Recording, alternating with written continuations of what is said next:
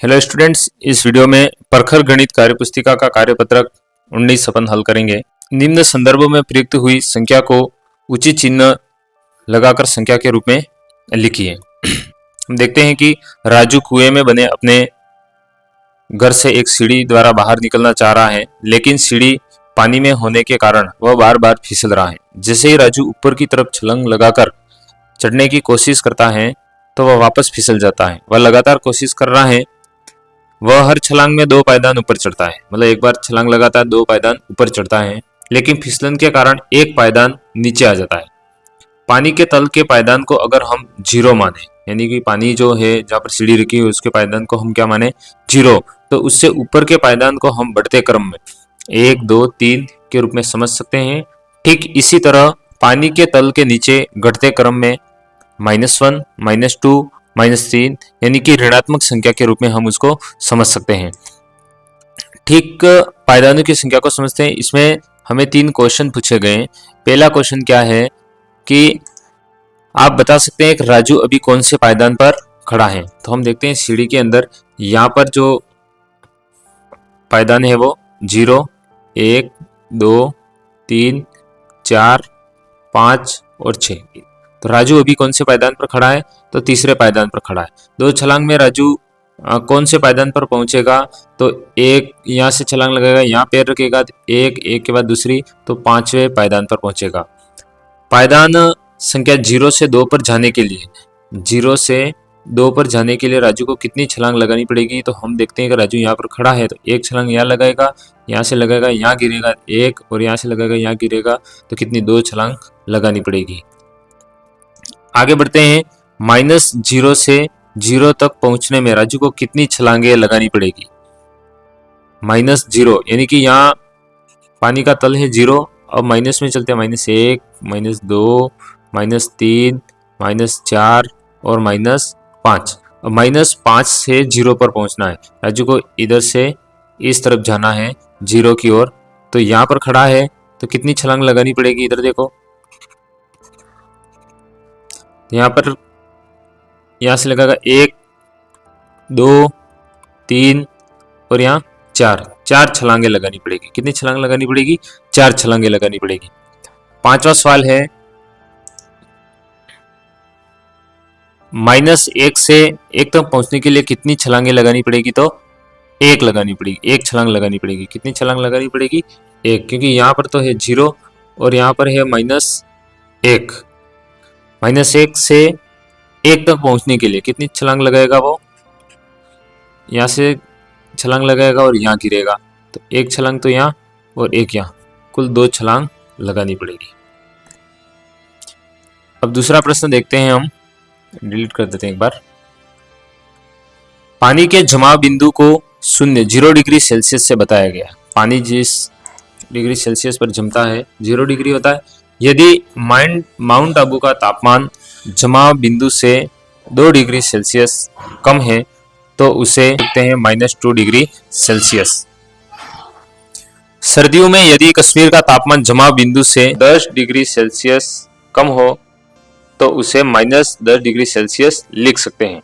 10 degree Celsius कम होना चाहिए, कम है इसका मतलब वो घटेगा, 0 से नीचे की तरफ जाएगा।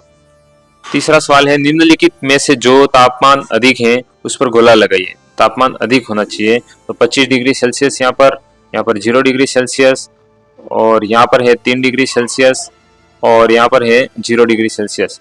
इसको ऐसे है, 0 से जितनी संख्या पास में होगी, जैसे -1, -2, -3, -4, 0 के पास में अगर 4 और 1 की तुलना करें अपन, तो ये संख्या बड़ी होगी, ये छोटी, और लास्ट में कौन सी सबसे छोटी संख्या होगी तो ये कहना मुश्किल है, क्योंकि अनंत संख्या अनंत तक है, माइनस में भी।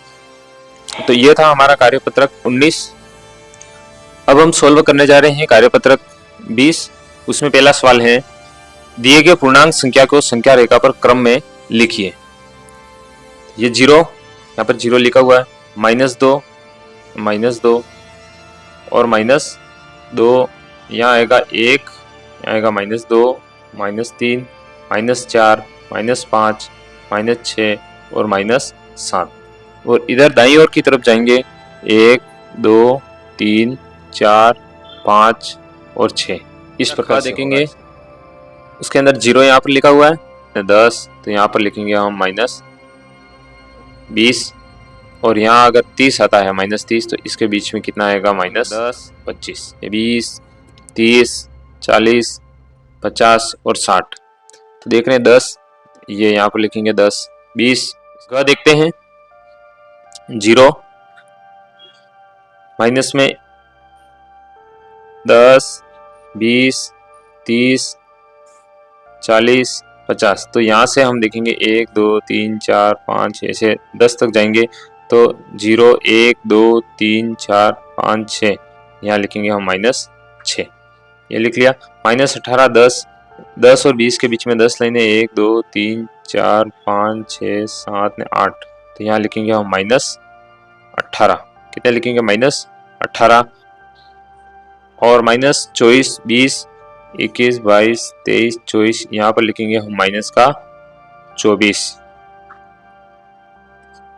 अब धनात्मक संख्या की ओर देखते हैं। इसको 10, 20, 30, 40, 50, तो हम 12 कहाँ लिखेंगे? 10, 11 और 12, यहाँ पर लिखेंगे हम 12 धनात्मक के। इसके बाद है यहाँ पर 30 यहाँ पर लिखा हुआ है। अब हम देखते हैं दूसरा सवाल। दी गई संख्याओं की तुलना करके बताइए कि कथन सत्य है या असत्य। कौन सा कथन सत्य है और कौन सा असत्य? संख्या रेखा पर -8, -10 के दाईं ओर स्थित है। तो इधर देखते हैं हम, ये संख्या रेखा है, इसमें यहाँ 0, -8, तो हम इधर चलेंगे दाईं ओर, तो यहाँ पर आया -8, फिर कितना आएगा? -10। क्या कहा गया है कि संख्या रेखा पर -8, -10 के दाईं ओर स्थित है, तो बिल्कुल बात सत्य है। संख्या रेखा पर हम ऐसे आगे बढ़ते जाएंगे तो -50 और 51 के बाईं ओर स्थित है। हम संख्या रेखा बना देते हैं, यहाँ पर 0 आ गया, आगे बढ़ते जाएंगे और हम पहले लिखेंगे -50, फिर आएगा -51।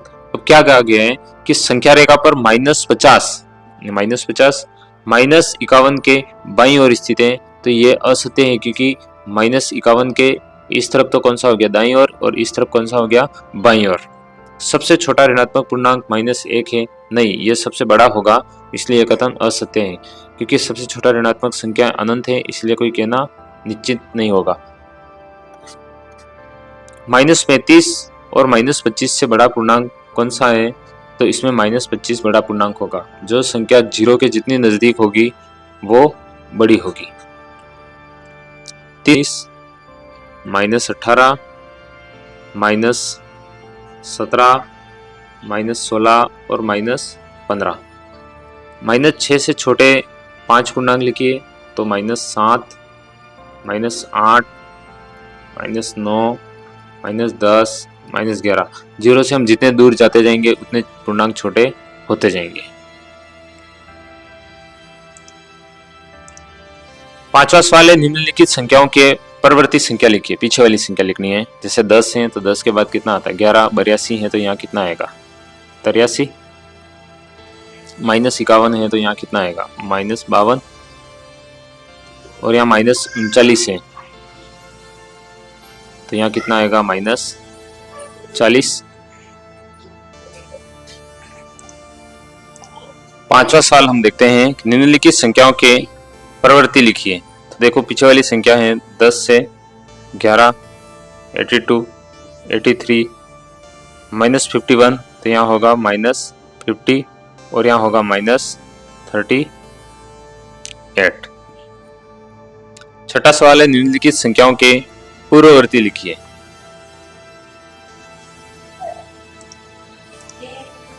छठा सवाल है, निम्नलिखित संख्याओं के पूर्ववर्ती लिखिए। तो पूर्ववर्ती के अंदर पहले वाली संख्या, जैसे -37 है, इसकी पहले वाली संख्या क्या होगी? -38।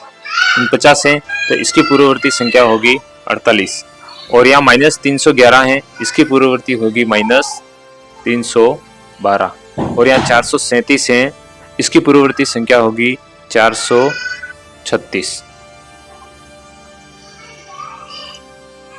तो ये थे हमारे कार्यपत्रक 19 और 20। मिलते हैं अगले कार्यपत्रक के साथ। धन्यवाद।